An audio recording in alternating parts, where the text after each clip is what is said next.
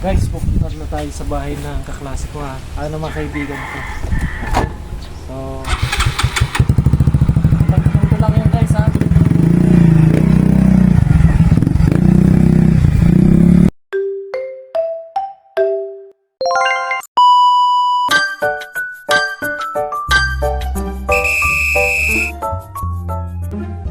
Hi!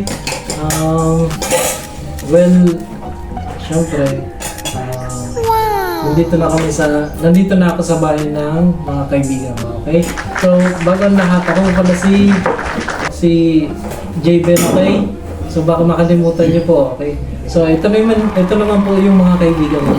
So, sila yung magiging, matatanungan ko yung magiging content nitong vlog, okay? So, about kasi ito sa social media. So, matatanong ko sila kung ano yung mga nagiging disadvantage, advantages nitong itong social media, ano yung mga benefits nito para sa kanila, okay? So, to start, no?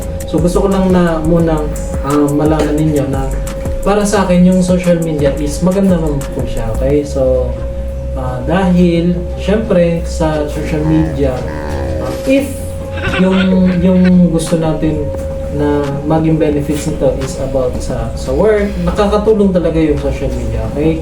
So kasi madalas kasi kung halimbawa gusto mo maghanap ng work, dito tayo unang nagiging resources natin is yung internet, no? Sa Facebook, marami tayong nakikita doon po, no?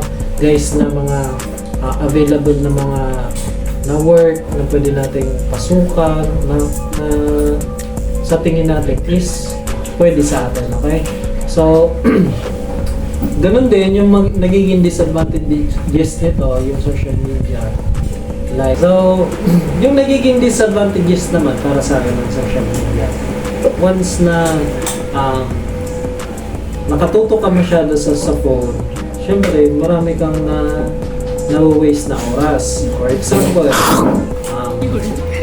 ito, yung oras na magkain, nakakaligtaan natin, okay? So, ganun din kapag may napapanood tayo ng mga binablog ng ibang vlogger, like mga sugal-sugal na yan, kumbaga nakaka-apekto din yan sa atin, parang gusto din natin na i-try kasi abot kasi yun sa pera. So, nakaka-distract po yan, okay? But now, syempre, tatanungin ko din yung mga kaibigan ko, paano po ito sa kanila makakatulong yung social media, okay? Pre, ano na, balita, kamusta naman yung yung araw mo ngayon? Yung araw mo ngayon? Okay naman sa akin. Pakilala ka naman yan, pre. Sige. Ako pala si Alexis Barreda. Okay. Siyempre, kaibigan ni Javen. Siyempre, ako rin yung isa din na tutulong sa kanya para pag-usapan natin yung tungkol sa social media, kung ano ba yung natutulong sa atin sa pang-araw-araw sa atin, and yung mga disadvantage and disadvantage din ito. So para sa akin, maraming natutulong talaga yung social media. Siyempre, diyan din tayo kumukuha ng mga, yun yung sinasabi natin na resource kung saan tayo pwede mag-apply ng trabaho, kung saan tayo makakapag-sideline. Diyan din nila napopost yung mga kunyari kung saan yung mga hire na trabaho. Siyempre doon tayo mag-ano ng oras. Yun din kasi yung kagandahan ng social media. Kasi imbes na ma-waste tayo sayang yung oras natin sa paglalakad, kunyari maglalakad tayo na kunyari bibiyahe tayo tapos wala naman pala kasiguraduhan, doon tayo sa social media. Doon muna natin malalaman kung legit talaga yung trabaho, tapos di masayang oras mo. Yun na din yun. Okay. So, totoo yun yung mga ganun sinabi po niya about sa kumbaga nakakatipid tayo sa oras. And then, may assurance naman talaga kapag na tinitingnan natin yung pinopromote nilang work, katulad sabi yung about sa work, no? So, a few moments later. So, para sa akin naman, ako kasi, yung disadvantages lang pre. ako kasi parang halos buong araw gumagamit ako ng social media. Ang pinaka ginagamit ko is Facebook and YouTube. So, yung oras ko is kinukonsume ko lang sa panonood. So, ang para sa akin ang disadvantages ng sobrang paggamit ng social media is sa health. Kagaya sa akin, ang experience ko is yung mata ko is kapag nasobrahan ako, kasi halos straight 4 to 5 hours ako gumagamit ng ng YouTube pag minsan. So, yung sa akin is sa health ko, sa mata ko, talagang sumasakit siya and sa ulo rin, masakit sa ulo. So, Baka pre, nalulung ka sa social media kasi sabi mo, masakit ulo mo pre. Baka dahil yan sa jowa mo. Masakit yung mo. Hindi naman dahil ata sa social media. Nagaway ata kayo ng ilang oras. halos halos 4 hours straight talaga ako, halos araw-araw bago matulog.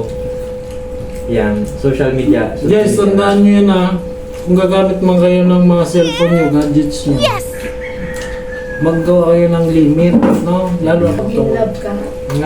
kung tungkol sa pag-ibig, okay lang. Pero kung paggabi, Ayan. huwag nyo pilitin yung katawan ninyo na mapupuyat kayo sa social. Di baling mapuyat kayo sa asawa ninyo, girlfriend nyo. Huwag lang sa ibang mas masarap mapuyat yung mga ganong rason. Dahil lang nanonood kayo, pupuyat kayo no? Iwasan nyo po yun, okay?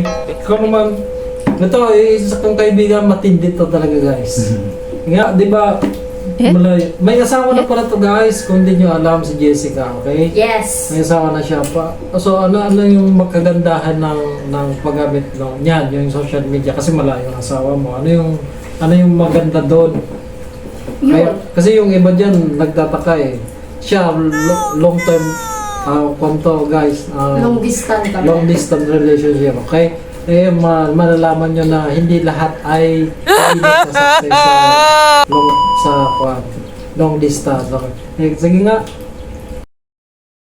As a mother and wife, long distance kami ng asawa ko, syempre malayo ba kami, syempre namimiss din naman ng isa't isa. Yung way para magkapag-communicate kami sa dalawa through texting, through video call, through calls. Tapos minsan dahil tulad na lang dun sa messenger. Sobrang helpful yun sa amin, mag-asawa, pag mag-chat, Tapos syempre kung magpapadala, mas din, kailangan yung Gcash, bilhin yung hulo. Yes, sa amin. Tapos minsan kasi, hindi na sa amin minsan dun pupunta kami mismo sa bayan, hihulog dun yung asawa ko yung Palawan, dun din namin kukuha. Wala na yung sa amin, dun na kami sa Gcash kasi kinuha na namin sa Gcash, dun na sa tindahan. Kaya napaka-helpful ng social media. Minsan may time din na disadvantages na naman doon yung kumbaga pag nag-aaway kami, hindi namin na-express yung feelings namin kasi kahit nagbi-video call kami, hindi namin naririnig yung isa't isa kahit malakas na yung para hindi baga namin na-express talaga. Mas maganda talaga yung personal. Hindi mo na siya, kunyari magsusorry ka, sorry. Pag galit na talaga ako, pinapatay ko na talaga yung call. Pero Mas lalong nalala yun. oo, pag magkasama kami, lambingin lang ako ng asawa ko, okay na, yakap-yakap, ganyan. Pero pag sa video call, pag galit talaga ako, mag-sorry lang asawa ko, syempre walang mag-iyakap, galit talaga, and call. O, yun. Tingin mo talagang wala lang yun. Natural na din yun sa mga relasyon, pero napapag-usapan din naman. Pero mas advantage talaga na Oo. magkasama kayo. Yes, mas maganda. Lalo kung pag nag-aaway kayo, mas importante na nagkikita kayo. Oo, yung parang na-express talaga namin yung misunderstanding. Ang disadvantage naman kasi niyan, through communication ng mag-asawa. Pag sa chat kasi, ang dami natin nalasabi. Sa bagay, minsan ibang interpretasyon nila. Kapag text mo ganito, tapos iba naman pala yung pagkakasabi mo. Pero ang dating sa'yo, galit siya. Oo, Pero hindi ka ganun. naman galit. Oo. Tapos sa kasi, ang dami natin nasabi na masama na yung sinasabi natin, hindi natin napipigilan. Kasi chat yun eh. Pero kung pag-uusapan di ba yun sa personal, di ka makakapagsabi. Yeah. Tsaka, Hindi. yun pala nga, yung sinasabi mo na magsusorry ka, mag-sorry sa'yo, di mo naman alam kung sincere talaga yun. Oo, yun. Kung Mas text maganda ka. talaga yung nag-uusap talaga kayo na in person talaga. Tsaka yung disadvantage pa niya, syempre may asawa na. Merong mga nakikilala dyan na Yes. Social media. No? Tapos overthinking din yung mga Yun, no. nanay. Tapos yung mga lalaki, pinag-aawayan lang ng mag-jowa o mag-asawa. Nag-i-scroll sa TikTok. Ang Oo. sexy. Tapos, Pero guys, tandaan nyo guys, no? tas Dapat isinasalugar po natin sa tama, no? Yung paggamit ng social media. Kasi sa iba yun, sa atin iba din. Kaya dapat talaga po sinasalugar natin, no? Yeah. Lalo na, huwag yung may asawa na tayo, may jowa na silongso, tupakin, no? Huwag na natin silang, huwag nyo nang pasagarin yung pasensya nila. Okay? tsaka di lang naman minsan ano, kasi, Lambingin nyo na lang pag nagalit. Huwag nyo na lang patulan. No? tsaka di lang naman hindi naman mag-asawa lang naapektuhan ng social media. Siyempre, tayo din ang mga kabataan. May ano din sa atin yan. May good ano din sa atin yan. May bad din. Yung good naman dyan is doon tayo nakakakuha ng mga information, di ba? Minsan, sa mga activities sa school. Na-search natin yan, di ba? Sa Facebook nga, minsan, di ba? Pwede sa Google. Sa bagay, halos lahat ng assignment natin, Oo. nire-research na lang sa Google. Tapos, konting Yun ang disadvantage nun. Kasi, doon yung pumapasok yung plagiarism, di ba, ang sinasabi. space na lang. Yan. Copy Yung paste. hindi ka na gumagawa ng sarili mo, umaasa ka na lang sa gawa ng iba. So, sige, tayo doon sa pinag-uusapan nating social media. Napalayo Yung lang. YouTube, magkakapera kayo dyan. Basta po, galingan nyo po yung pag-vlog ninyo. Yes. Malaki Tulad po yan. nito. Sa Facebook, no? Pwede nyo na pong gamitin yung Facebook. Reels.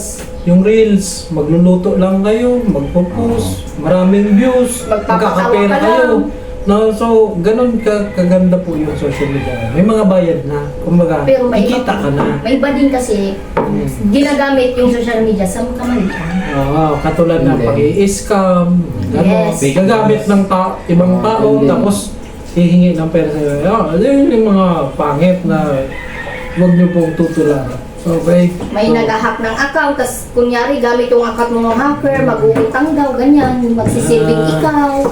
Kas account mo yun. So, yun lang guys, no? So, I hope na at least po, na-aware na kayo sa advantage at saka disadvantages ng social media. Yes. So, that's all. And then, thank you for watching guys. So, ulitin, no? Bye-bye. Bye! Uy, Say- guys! Bye! Say goodbye, uy! Bye-bye! Bye! Bye! Thank you!